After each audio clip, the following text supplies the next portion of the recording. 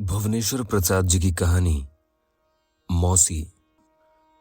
मानव जीवन के विकास में एक स्थल ऐसा आता है जब वह परिवर्तन पर भी विजय पा लेता है। जब हमारे जीवन का उत्थान या पतन न हमारे लिए कुछ विशेषता रखता है, न दूसरों के लिए कुछ कुतूहल। जब हम केवल जीवित के लिए ही जीवित रहते हैं और वह मौत आती है पर नहीं आती। बिब्बो जीवन की उसी मंजिल में थी। मोहल्ले वाले उसे सदैव वृद्धा ही जानते, मानो वह अनंत के गर्भ में वृद्धा ही उत्पन्न होकर एक अनंत अचिंत्य काल के लिए अमर हो गई थी। उसकी हाथी के बेटों की बात नई नवेलियां उसका हृदय न दुखाने के लिए मान लेती थीं। उसका कभी इस विस्तृत संसार में कोई भी था, यह कल्पना का विषय था। अधिकांश के विश्वास कोश में वह जगन्नियंता के समान ही एकाकी थी, पर वह कभी युवती भी थी। उसके भी नेत्रों में अमृत और विष था। झंझा की दया पर खड़ा हुआ रूखा वृक्ष भी कभी धरती का हृदय फाड़ कर निकला था। बसंत में लहलहा उठता था और हेमंत में अपना विरही जीवन यापन करता था, पर यह सब वह स्वयं भूल गई थी। जब हम अपनी असंख्य दुखद स्मृतियां नष्ट करते हैं तो स्मृति पट से कई सुख के अवसर भी मिट जाते हैं। हाँ, जिसे वह न भूली थी उसका भतीजा, बहन का पुत्र वसंत था। आज भी जब वह अपनी गौओं को सानी कर कच्चे आंगन के कोने में लौकी कुम्भड़े की बेलों को संवार कर प्रकाश या अंधकार में बैठती, उसकी मूर्ति उसके सम्मुख आ जाती। वसंत की माता का देहांत जन्म से 2 ही महीने बाद हो गया था और 35 वर्ष पूर्व उसका पिता पीले और कुम्भलाए मुख से यह समाचार और वसंत को लेकर चुपचाप उसके सम्मुख खड़ा हो गया था। इसके आगे की बात बिब्बो स्वप्न में भी नहीं सोचती थी।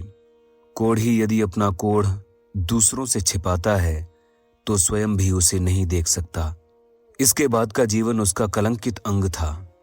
वसंत का पिता वहीं रहने लगा। वह बिब्बो से आयु में कम था।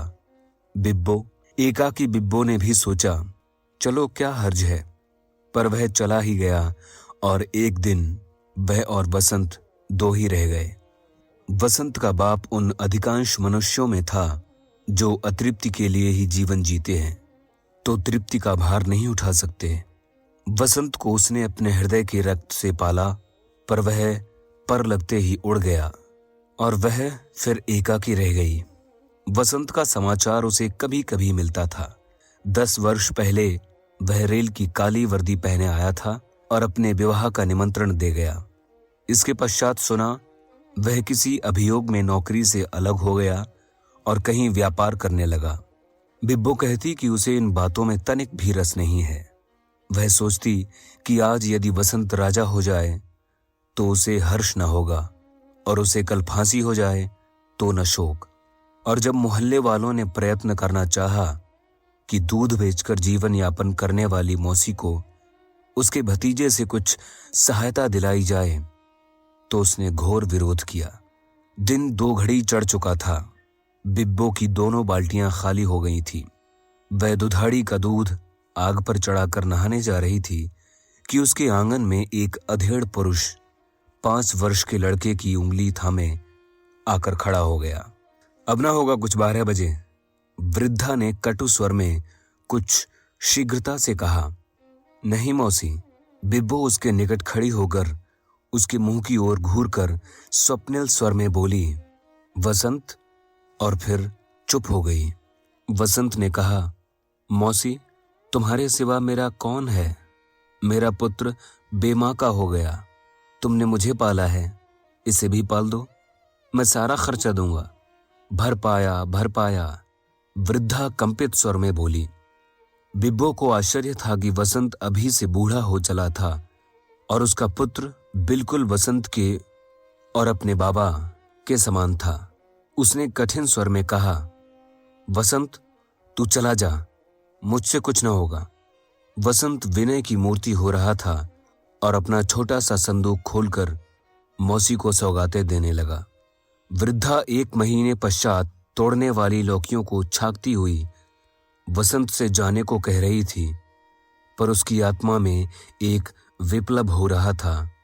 उसे ऐसा भान होने लगा जैसे वह फिर युवती हो गई, और एक दिन रात्रि की निस्तब्धता में वसंत के पिता ने जैसे स्वप्न में उसे थोड़ा चूम सा लिया और वह वसंत को वक्ष में चिपकाकर सिसकने लगी।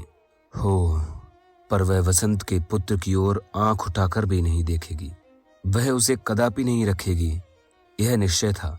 वसंत निराश हो गया, पर सवेरे जब वह बालक मन्नू को जगाकर ले जाने के लिए प्रस्तुत हुआ, बिब्बो ने उसे छीन लिया और मन्नू और 10 रुपए के नोट को छोड़कर वसंत चला गया।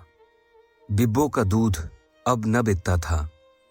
तीनों गायें एक के बाद एक बेच दी। केवल एक मन्नू की बछिया रह गई थी। कुंभड़े और लौकी के ग्राहकों को भी अब निराश होना पड़ता था। मन्नू पीला, कांतिहीन, आलसी, सिंदूरी, चंचल और शरारती हो रहा था। महीने में 5 रुपया का मनी ऑर्डर बसंत भेजता था, पर एक ही साल में बिब्बो ने मकान भी बंधक रख दिया। मन्नू की सभी इच्छाओं की पूर्ति अनिवार्य थी। बिब्बो फिर समय की गति के साथ चलने लगी। मोहल्ले में फिर उसकी आलोचना प्रत्यालोचना प्रारंभ हो गई। मन्नू ने उसका संसार से फिर संबंध स्थापित कर दिया, जिसे छोड़कर वह आगे बढ़ गई थी। और एक दिन सांझ को अकस्मात वसंत आ गया। उसके साथ एक ठिगनी गेहुए रंग की स्त्री थी।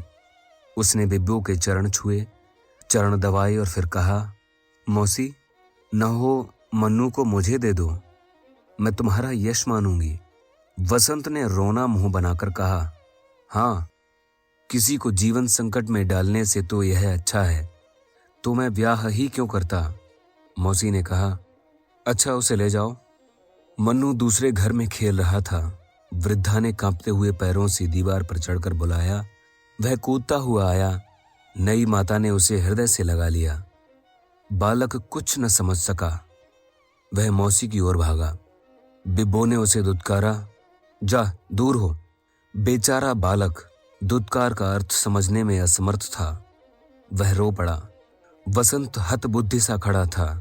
बिब्बो ने मन्नू का हाथ पकड़ा, मुंह धोया और आंगन के ताक से जूते उतारकर पहना दिए। वसंत की स्त्री मुस्कुराकर बोली, मौसी, क्या एक दिन भी न रहने दोगी? अभी क्या जल्दी है? पर बिब्बो जैसे किसी लोक में पहुंच गई हो, जहां यह स्वर संसार का कोई स्वर न पहुंच सकता हो। पलक मारते मन्नू को खेल की, प्यार की, दुलार की सभी वस्तुएं उसने बांध दी। मन्नू को भी समझा दिया कि वह सैर करने अपनी नई मां के साथ जा रहा है। मन्नू उछलता हुआ पिता के पास खड़ा हो गया। बिब्बो ने कुछ नोट और रुपए उसके सम्मुख लाकर डाल दिए। ले अपने रुपए। वसंत धर्म संकट में पड़ा था, पर उसकी अर्धांगिनी ने उसका निवारण कर दिया। उसने रुपए उठा लिए। मौसी, इस समय हम असमर्थ हैं, पर जाते ही अधिक भेजने का प्रयत्न करूंगी। तुमसे हम लोग कभी उऋण नहीं हो सकते। मन्नू माता पिता के घर बहुत दिनों तक सुखी न रह सका। महीने में 2 बार रोगग्रस्त हुआ। नई मां भी मन्नू को पाकर कुछ अधिक सुखी न हो सकी।